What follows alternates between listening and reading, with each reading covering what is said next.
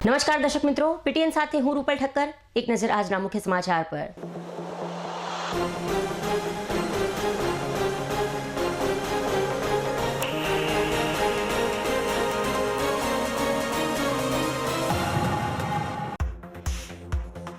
Common yoga protocol પ્રશિક્ષણ વિષય અંતર્ગત પાટણમાં યોગ શિબિરનું કરાયું આયોજન. ગુજરાત રાજ્ય યોગ બોર્ડના ચેરમેનની ઉપસ્થિતિમાં યોજાઈ યોગ શિબિર.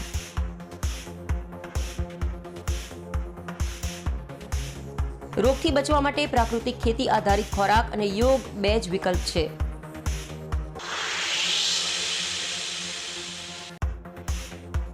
કાંકરેજના ચાંગા ખાતે બનાસકાંઠા લોકસભાના સાંસદ ગેનીબેન ઠાકોરનો યોજાયો સત્કાર સમારંભ. કાંકરેજ વિધાનસભાના કોંગ્રેસ પક્ષના કાર્યકર્તાઓનો યોજાયો આભાર દર્શન કાર્યક્રમ. ગત લોકસભાની ચૂંટણીમાં કાંકરેજ વિધાનસભામાંથી કોંગ્રેસના ઉમેદવાર ચંદનજી ઠાકોરને 17,000 મતની મળી હતી લીડ.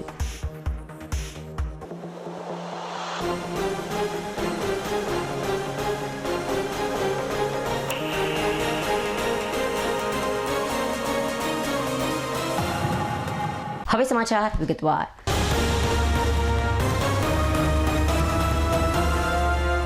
યોગ એ સંસ્કૃતિની વિરાસત છે. આજે બેઠાડું જીવન, કસરતનો અભાવ વગેરેના કારણે રોગમાં વધારો થયો છે. તેથી રોગને ભગાડવા માટે યોગ ખૂબ જરૂરી છે. ગમે તેવી પરિસ્થિતિ આવે ત્યારે યોગ જરૂર કરો. આ શબ્દો છે ગુજરાત રાજ્ય યોગ બોર્ડના ચેરમેન યોગ સેવક શિષપાલજીના. આજરોજ પાટણની સવાર યોગમય બની ગઈ હતી, કારણ કે વહેલી સવારે પાટણ શહેરમાં યોગ શિબિરનું આયોજન કરવામાં આવ્યું હતું. આ શિબિરનો પાટણની જનતાએ લાભ લીધો હતો. પ્રધાનમંત્રી નરેન્દ્રભાઈ મોદીએ કહ્યું છે તેમ યોગ એ પ્રાચીન ભારતીય પરંપરા દ્વારા અપાયેલી એક અમૂલ્ય ભેટ છે, જેમાં મન અને શરીર, વિચાર અને ક્રિયા, સંયમ અને પરિપૂર્ણતા વચ્ચે રહેલી એકતા, મનુષ્ય અને પ્રકૃતિ વચ્ચે રહેલી સંવાદિતતા તથા આરોગ્ય અને સુખાકારી તરફ એક સકલ્યવાદી અભિગમનો સમાવેશ થાય છે.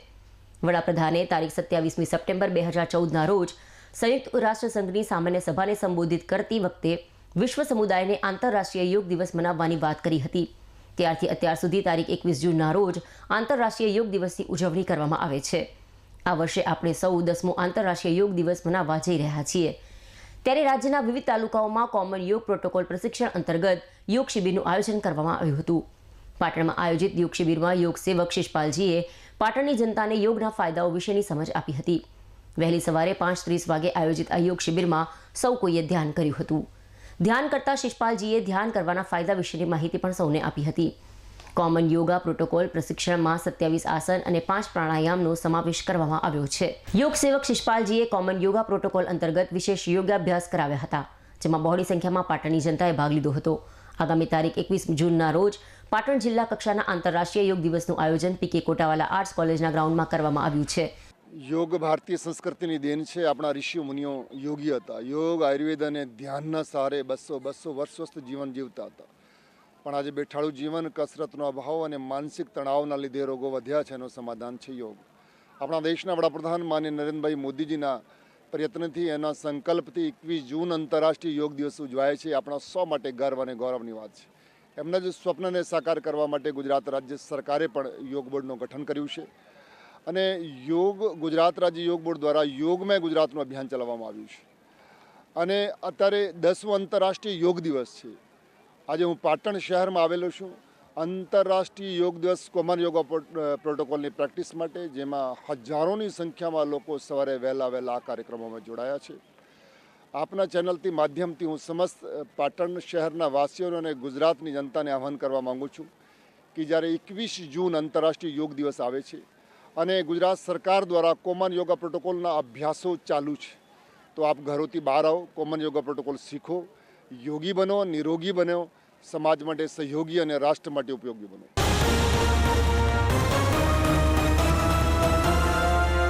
અક્ષય ભવાની દિવ્ય દર્શન અને ગુરુકૃપા કોઓપરેટિવ ક્રેડિટ સોસાયટીઓનો દશાબ્દી મહોત્સવ સમારોહ ભારત સરકારના પૂર્વ મંત્રી ડોક્ટર વલ્લભભાઈ કથરિયાની અધ્યક્ષતામાં પાટણના લોકલાડીલા સાંસદ ભરતસિંહ ડાભીના ઉદ્ઘાટક અને સ્મારિકા વિમોચક પદે, ગુજરાત રાજ્ય ખેતી બેંક ચેરમેન ડોલરભાઈ કોટેચાના મુખ્ય મહેમાન પદે, સમી ખાતે આ સંસ્થાઓના સંસ્થાપક અને સમારોહ કન્વીનર સહકારી યુવા પ્રતિભા હરિભાઈ પટેલની રાહબર નીચે યોજાયો હતો.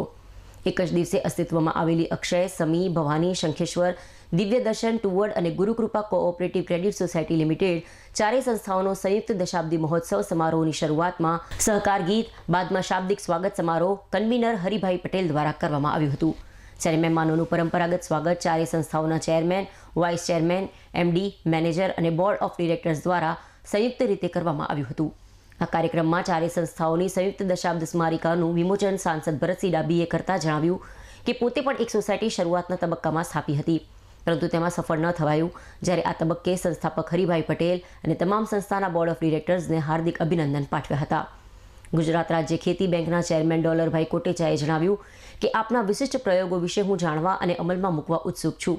આ વિસ્તારમાં સહકારી પ્રવૃત્તિઓ માટે હરિભાઈ પટેલ દ્વારા થયેલા પ્રયાસો બેનમૂન ગણાવી દશાબ્દી મહોત્સવ પ્રસંગે શુભેચ્છા પાઠવી હતી.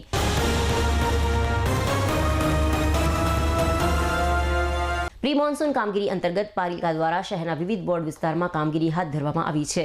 ત્યારે સોમવારે ગીમટા વોર્ડ ઇન્સ્પેક્ટર જીગર પ્રજાપતિની ટીમ દ્વારા શહેરના છીંડિયા દરવાજા પાસે આવેલ રામપાર્ક સોસાયટી બહારની આવેલ ચેમ્બરોની સફાઈ કરવામાં આવી હતી.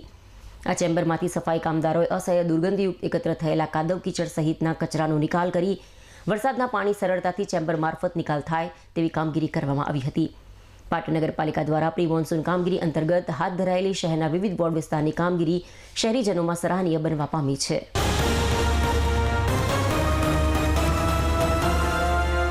લોકસભાની ચૂંટણી પૂર્ણ થયા બાદ પાટણ નગરપાલિકા દ્વારા અધૂરા રહેલા વિકાસના કામોને પરિપૂર્ણ કરવા વિકાસ કામગીરી તેજ બનાવવામાં આવી છે. ત્યારે તાજેતરમાં નગરપાલિકા દ્વારા શહેરના બાંડિયા રોડથી ધરતી રેસિડન્સ સુધી નવીન બનાવાયેલા પેવર રોડની કામગીરીનું પાલિકા પ્રમુખ સોમવારે સ્થળ નિરીક્ષણ કરી પેવર રોડ પર કરાતી આસફાલ્ટ પેઇન્ટિંગની ચાલતી કામગીરીને નિહાળી રોડ કોન્ટ્રાક્ટર પાસે માહિતી મેળવતા આસફાલ્ટ પેઇન્ટિંગની પેવર રોડ પર કામગીરી કરવાથી રોડની સ્ટ્રેન્થમાં વધારો થતો હોવાનું રોડ કોન્ટ્રાક્ટરે જણાવ્યું હતું. પાટણ નગરપાલિકા દ્વારા લોકસભાની ચૂંટણી પૂર્ણ થયા બાદ હાથ ધરાયેલી શહેરના જુદા જુદા વિસ્તારોની વિકાસલક્ષી કામગીરીનું પાલિકા પ્રમુખ દ્વારા સમયાંતરે સ્થળ નિરીક્ષણ કરી કોન્ટ્રાક્ટરોને જરૂરી સૂચનાઓ અપાતી હોવાથી જેના કારણે કોન્ટ્રાક્ટરો દ્વારા પણ વિકાસના કામની ગુણવત્તા જળવાય તે મુજબની કામગીરી કરી રહ્યા હોવાનું જાણવા મળ્યું છે.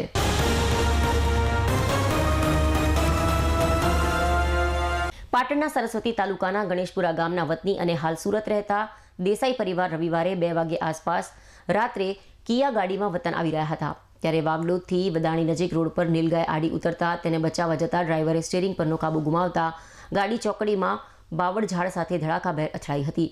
આ અકસ્માતમાં ગાડીમાં બેઠેલ પરિવારના 6 સભ્યોને ગંભીર ઈજાઓ થઈ હતી, જેમાં 5 વર્ષના મોહિતકુમાર મહેશભાઈ દેસાઈનું અને 65 વર્ષીય ઈશાબહેન જીવાભાઈ દેસાઈનું ઘટના સ્થળે કમકમાટીભર્યું મોત થયું હતું. જ્યારે ચેતનાબેન રાજુભાઈ દેસાઈને ગંભીર ઈજાઓ થતાં હાલમાં પાટણની ખાનગી હોસ્પિટલમાં આઈસીયુમાં સારવાર હેઠળ ખસેડવામાં આવ્યા છે.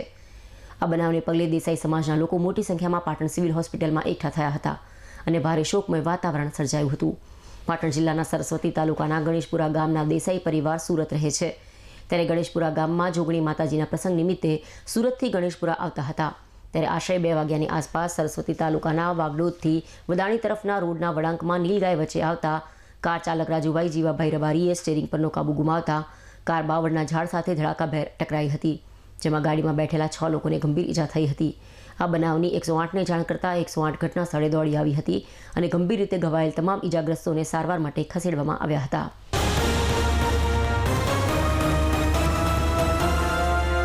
કાંકરેજ તાલુકાના ચાંગા ખાતે બનાસકાંઠા લોકસભા બેઠક કોંગ્રેસ સાંસદ ગેનીબેન ઠાકોરનો કાંકરેજ તાલુકાના મતદાતાઓનો આભાર વ્યક્ત કરતો સમારંભ યોજાયો હતો.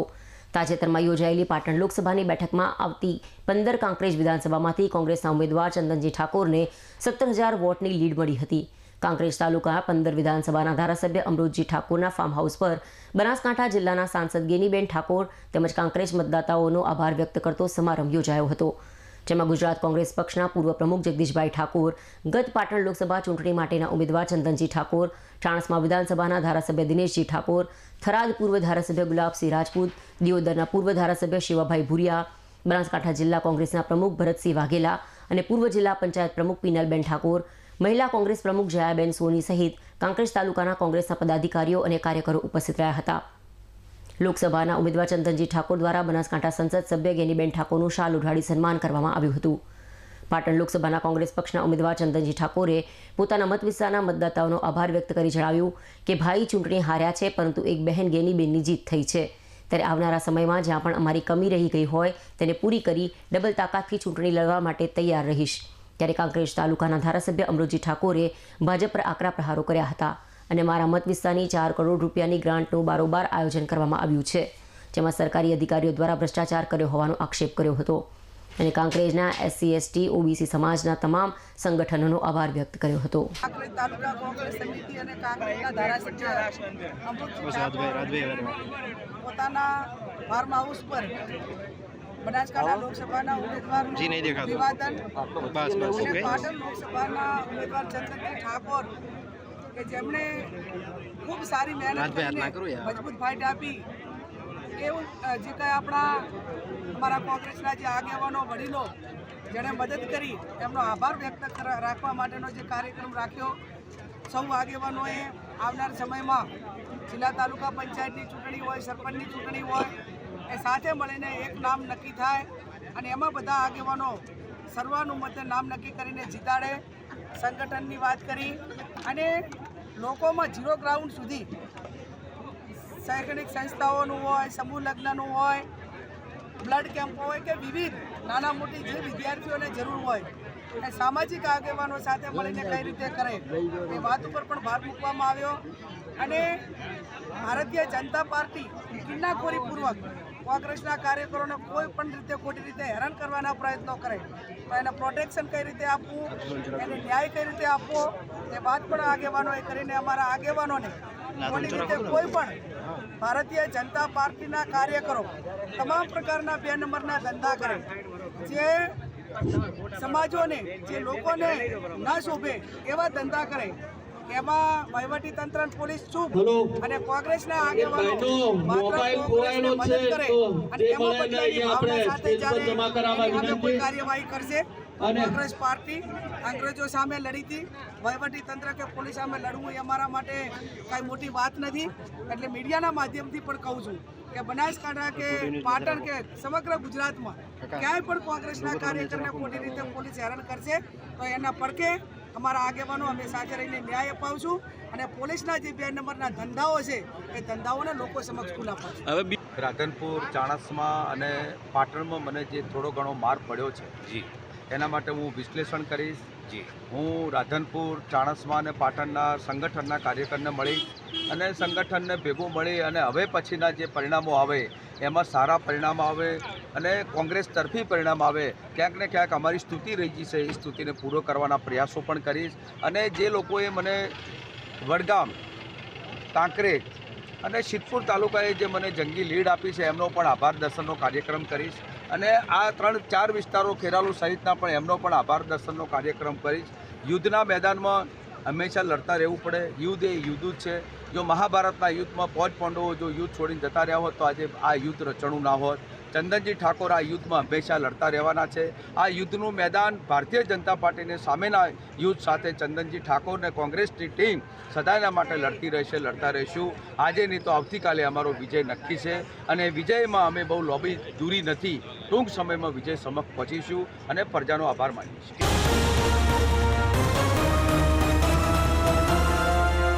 સમાચાર પૂર્ણ કરતા પહેલા આજના મુખ્ય સમાચાર પર ફરી એક નજર.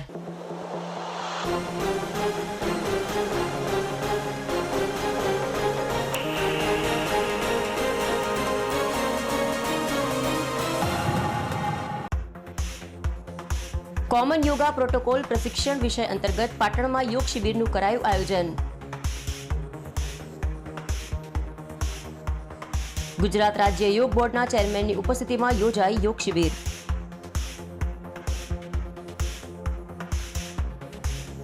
રોગથી બચવા માટે પ્રાકૃતિક ખેતી આધારિત ખોરાક અને યોગ 2 જ વિકલ્પ છે.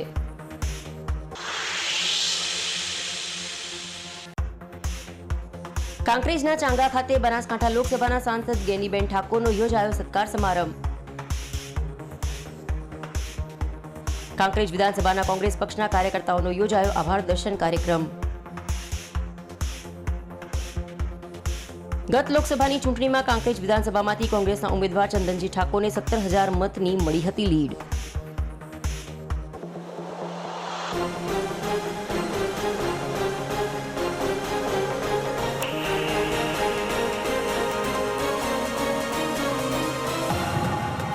આ સાથે આજનું સમાચાર બુલેટિન સમાપ્ત કરીએ. રજા આપશો. નમસ્કાર.